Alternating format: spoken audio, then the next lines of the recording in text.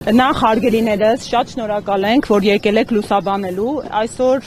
մեկնարկ տվեցինք կարևոր օրենսդրական գործընթացի, այսօր մեզ համար ուժեղ Հայաստանի մեկնարկն է տրված, չնայած մի շարք խոչընդոտների, թիրախավորումների, թե կլիներ դա օրենսդրական նախաձեռնությունների, միջամտությունների տեսքով անսպասելի մի քանի ժամվա ընթացքում հակաժողովրդավարական ու հակաիրավական եղանակով օրենքների ընդունման, որոնք թիրախավորում են կոնկրետ մեր քաղաքական ուժին, կոնկրետ մեր քաղաքական ուժի անձնանունը։ Դա կլինի վերջին օրերը, քիչ առաջ քննարկում եք, իրավական միջամտությունները, հիմա անդրադառնամ, մենք, ինչպես պարոն Վարդանյանը նշեց,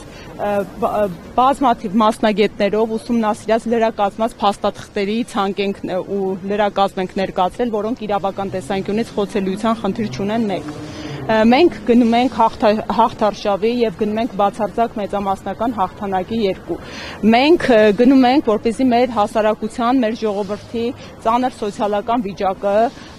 անվտանգային լրջագույն մարտահրավերները ու այն փոփոխությունների պահանջները, որ վրա են հասել, ի վերջո կյանքի կոչվեն ու հայ ժողովուրդը կարողանա ապրել ուժեղ Հայաստանում, ուժեղ առաջնորդի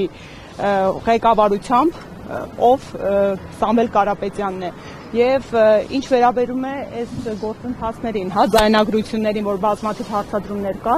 հենց սա է մեր որպես իրավական ու ժողովրդավար պետության լրջագույն խնդիրը, որ այսօրվա իշխանությունները դարձել են քննիչ, դատավոր, դատախազ, տեսեք, ինչ որ ձայնագրություններ են հայտնվել լրահոսում իրավապահ մարմինների կողմից։ Դեռևս անգամ մի ամիս չի անցել, որպեսզի այդ ձայնագրությունները փորձաքննությունների ենթարկվեն, հասկանանք ում կողմից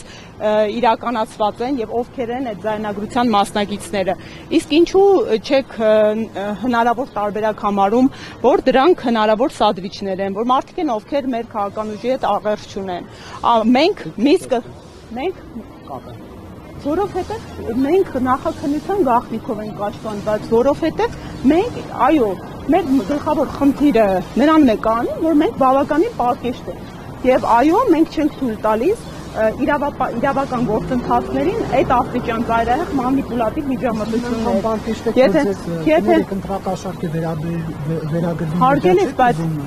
Հարգել ես, բայց ո՞րն է հերկումը, ես ինքս անձամբ տվել եմ օրերս ճեպազրույցել, հարցազրույցել, որում այս նույն մտքերը արտահայտել եմ, արդյոք դա հերքում չէ,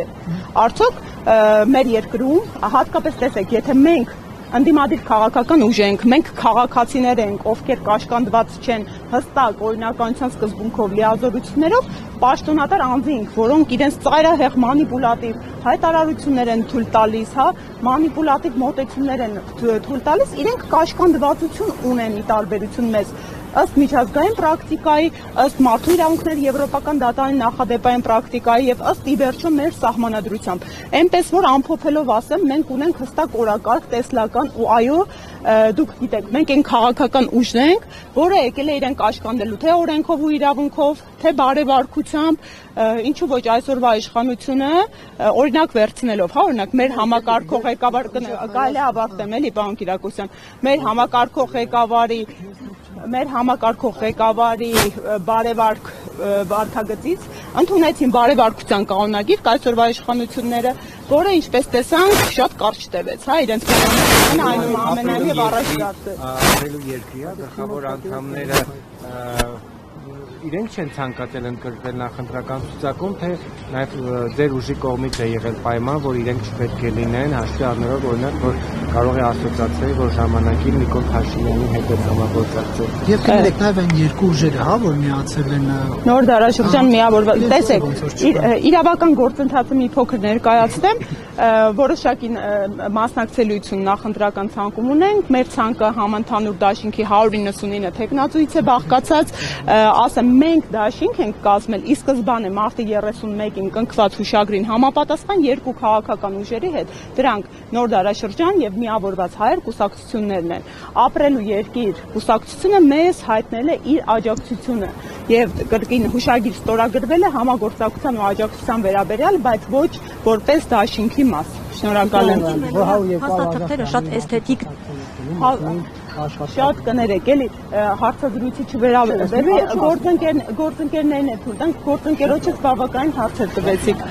Էլի կլսեմ ձեր հարցը։ Տիկին Մելոյանի ուշադրությունը գրավեց տուփը, որով փաստաթղթերը ներկայացրեցիք, շատ էսթետիկ էր նվերի տեսքով, իշխանություն գալու դեպքում ուժեղ Հայաստանը այդպիսի նվեր է լինելու հայ ժողովրդի համար։ Հաշվի առնելով, որ նաև բարեվարկությունից, բարեկրթությունից եք խոսում։ Իհարկե, մենք հիմնական նպատակ ունենք, այդ նպատակը մեր հասարակության մեջ գծված բաժանարար գծերից վերացարկվելն է, այդ նպատակը ի վերջո միասնական համերաշխ հասարակություն ձևավորելն է, որպեսզի կարողանանք այս բոլոր մարտահրավերները, որոնք վրա են հասել, այդ ամենը հաղթարել ու ինչպես մեր առաջնորդը իր ելույթում ասաց,